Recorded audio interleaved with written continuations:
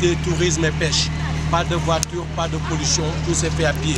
C'est bien. 900 mètres de long, 300 mètres de large. UNESCO nous gère comme patrimoine historique mondial. On n'a pas le droit de casser une maison que seulement retaper. Toutes ces maisons fermées, des maisons de vacances, des grands stars industriels européens. La famille Schlumberger, 10e fortune française, ils ont 2 maisons à Gorée. Karim Lagacan, il y a Georges Soros, le mania de la finance. Il y a Jean-Claude Darmon, l'ami de Sarkozy. Eric Serra, qui a fait la musique du Grand Bleu. Il y a aussi le musée d'Aper. Il y a aussi Vincent Pérez. Ils ont tous des maisons de vacances à Gorée. Même l'État et l'UNESCO, ils ont interdit aux gens de ne plus vendre. Parce qu'on a peur que d'ici 10 ans, Gorée va être seulement habité par des Européens qui ont connu à ce rythme. Ça va être de Saint-Tropez africain. On a tourné 3 à 4 grands films. Le film le plus connu, Les Canaux de Navarone, une partie, avec la falaise et la grotte, 1958. Il y a aussi les films Adèle H avec Isabelle Adjani, les grands débuts d'Isabelle Adjani dans le cinéma français en 1976. Il y a aussi Les Caprices d'un fleuve avec Giraudot. Tout ça a été tourné à Gorée.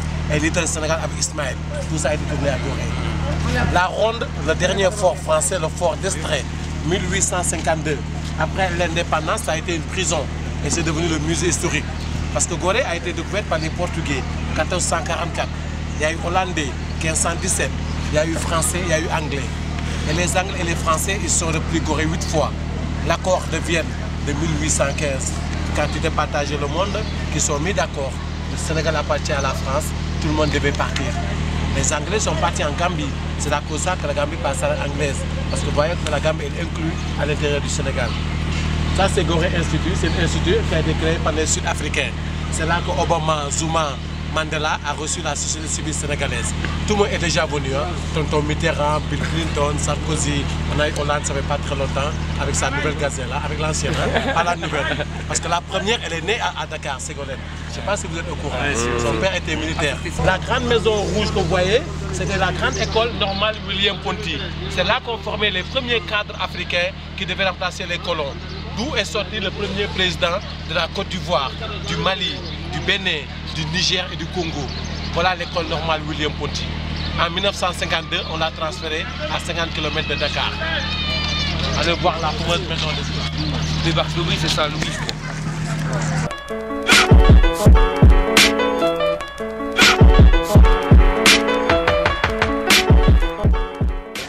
Derrière l'école primaire et l'école maternelle.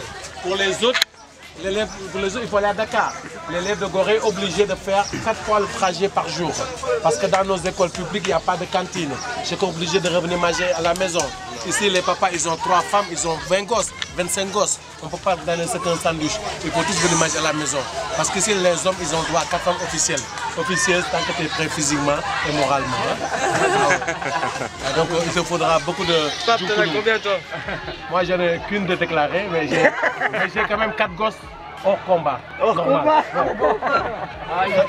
Son fruit, le pain de singe, très bon comme jus, qui soigne la diarrhée. La sève, nos artistes prennent pour faire les tableaux en sable. Et spécialité de Gorée. Vous allez voir un art très spécial qui se fait à Gorée, qui s'appelle les fameux tableaux en sable. L'écorce, on prend pour faire du cordage. Le jardin public, là, vous avez la presbytère, la première esclaverie de Gorée, 1539. La rouge avec le balcon, la maison d'Éric Serra. Et il vient souvent, il nous a amené Vanessa Paradis, on a vu que Gérard Depardieu, tout ça grâce à lui.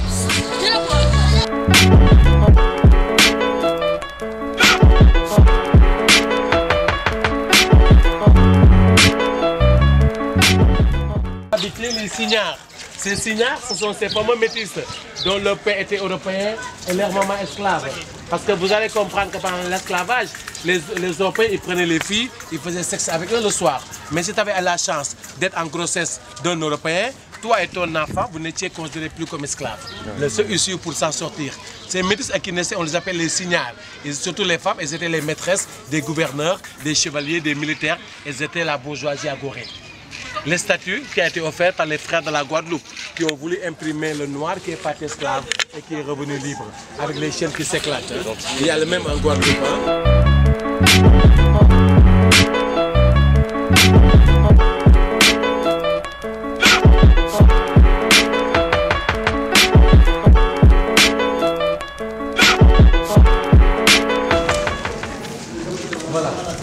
Voilà. Toi, on va te poser là, le plus costaud là. C'est là qu'on pose. Avec moi. Hein? Et toi, tu vas rester avec nous. Moi, j'étais chétif. Moi, j'étais roi, donc je vendais les noirs. C'est moi qui vendais les noirs.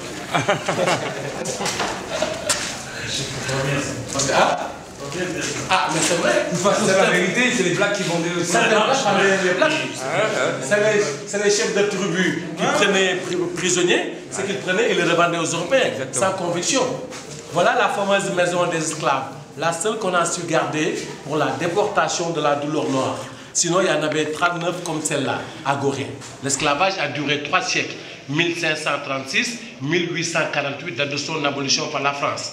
D'après les archives de Nantes et de Bordeaux, 15-20 millions de Noirs ont transité à Gorée. 6 millions sont morts en cours de route. Parce que si quelqu'un était malade, on était jeté dans l'eau. Pas de médecins ni infirmiers. Pour leur vendre, un homme dépendait de son poids et de sa musculation.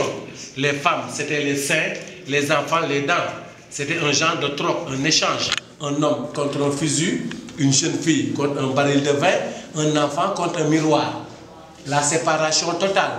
Le papa aux États-Unis, la maman aux Antilles, l'enfant au Brésil, pour que la famille ne puisse plus jamais se revoir. Quand il partait avec des numéros matricules. En arrivant, il portait le nom de leur propre maître blanc. Donc tous les Noirs qui sont nés au Brésil, aux États-Unis, aux Caraïbes, aux Antilles, Cuba, tout ça, ils ont leur nom d'origine, ils ont leur nom d'empreinte, ils n'ont pas leur nom d'origine africaine. Et il y avait 3 sortes de femmes esclaves.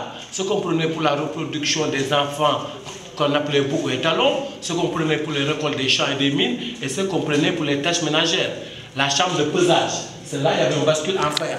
On pesait les hommes, le poids minimum de 60 kg. Si tu n'avais pas ce poids, il y avait une cellule pour les inaptes temporaires qu'on te faisait engraisser comme un animal pour qu'au moins le jour du marché et que tu puisses avoir ce poids. On va commencer à partir de là, vous allez mieux comprendre. Dans chaque cellule, il y en avait 15 à 20 hommes. 2 contre le mur, les pieds chaînés, les mains chaînées. En chaque esclave, il y avait une boule de 10 kg. Ils avaient le droit d'aller aux toilettes qu'une seule fois dans la journée. Donc, ils faisaient leur propre besoin dans le propre cellule où ils habitaient. Faute de mairie et d'état civil, le nombre de dents par rapport à la taille du miroir. Et les enfants, s'il n'y avait pas de miroir, c'était comme un collier. Et les enfants, c'était de 8 à 15 ans. À partir de 15 ans, tu n'étais plus considéré comme un enfant, tu étais considéré comme un adulte. Et ils étaient entassés, comme des boîtes à sardines. À l'intérieur, si vous avez une boîte à sardines, c'était la même chose. Ils dormaient par terre. Et il y en avait 30 à 50 enfants. Parce qu'il n'y avait pas de nom, il fallait que la porte puisse être fermée. Allez voir à l'intérieur.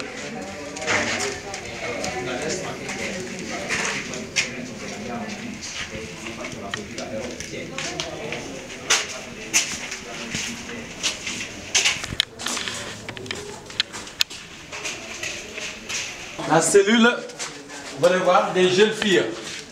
Dans la coutume africaine, la jeune fille, c'était la jeune fille vierge qui ne connaissait pas encore l'homme.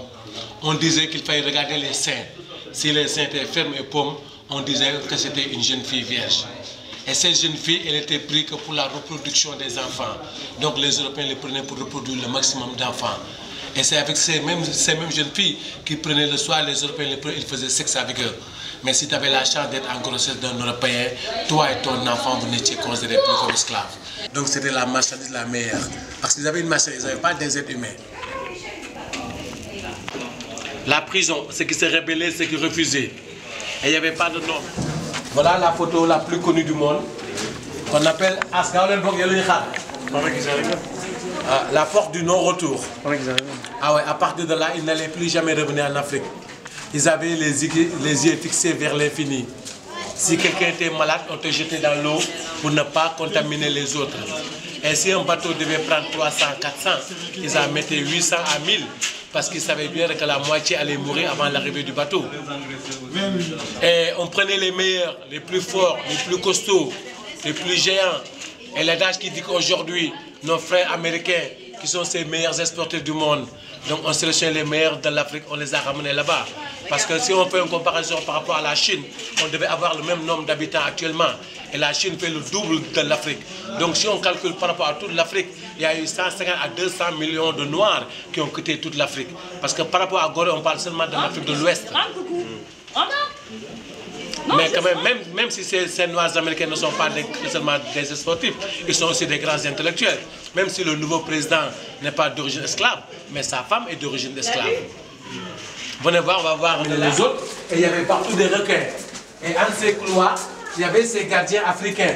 Ces gardiens plus méchants, parce qu'ils ne voulaient pas prendre place de gardien. C'est comme les capots pendant la Seconde Guerre. Et voilà la fameuse photo la plus connue. C'est celle-là que Mandela, Bush, Clinton, le pape, c'est seul le pape qui a reconnu l'esclavage. Ah, Frangin, toi, tu es en train de bien de filmer. Hein? À toi, ta facture, on va la multiplier par 10. Sur Internet, tout ça.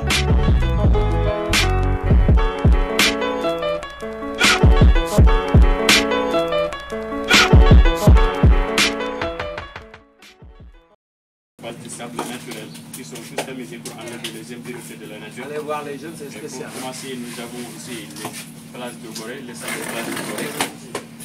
Et ces sables-là, ils sont tous amusés pour enlever les impuretés de la nature. Ils ne sont pas teintés, ni colorés, ni mélangés.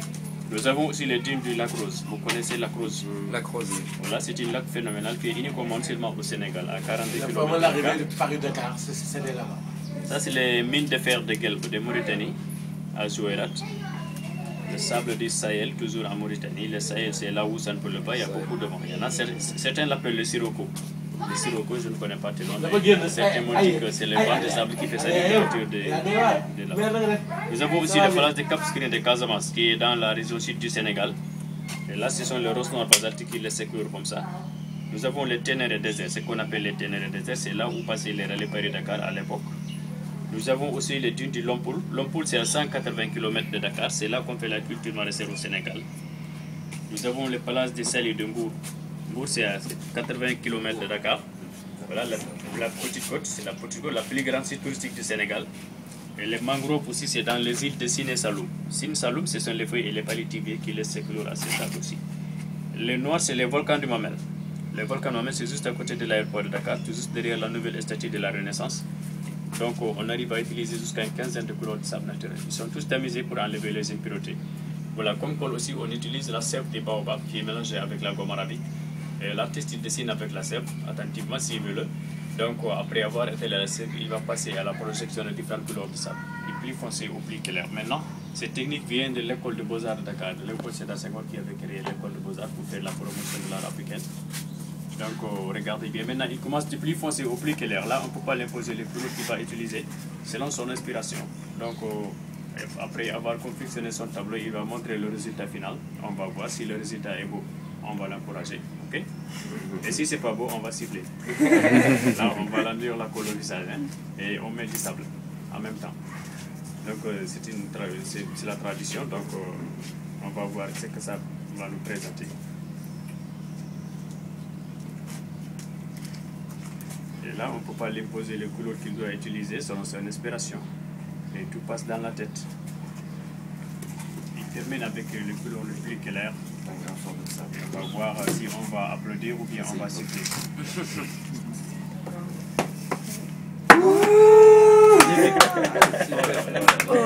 Super. Et ça donne comme résultat final. Et maintenant, là, il va le laisser au soleil. Il va le laisser au soleil normalement 10 à 15 minutes.